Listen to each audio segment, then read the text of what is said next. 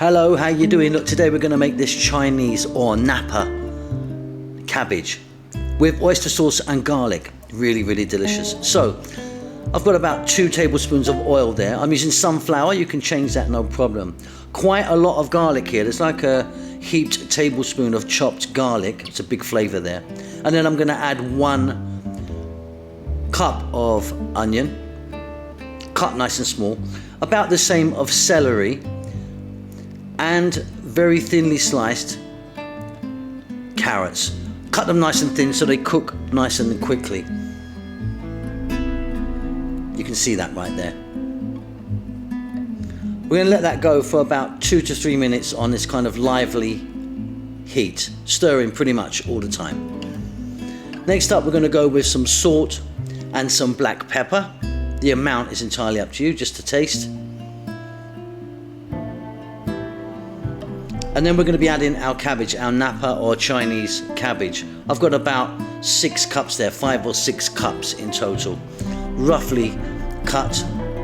And we're going to stir fry that around for maybe about 3 to 4 minutes. Again, staying on this fairly high, lively heat. Very, very simple this. We're nearly done. It's really delicious. So next up, as you can see, that's kind of reduced down as it's cooked. We're now going to be adding a little bit of water. Well, I've got there like half a cup of water, just not a lot really. 2 tablespoons of oyster sauce. If you want to keep this vegan, you could opt out of that and maybe use a soy, like a light soy sauce or something, but the oyster sauce is delicious in this. A little stir in there. I like the cabbage to remain fairly, the kind of end parts to be fairly crispy.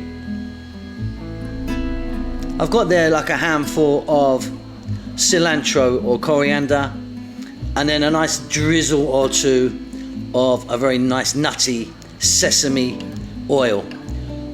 A little mix. If you want, you could drop in some fresh chili or something.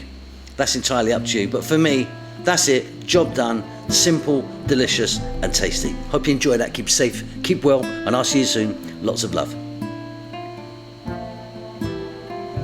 So if you like what you're seeing here, it really does help the channel out if you give it a thumbs up, leave a comment, or subscribe. See ya.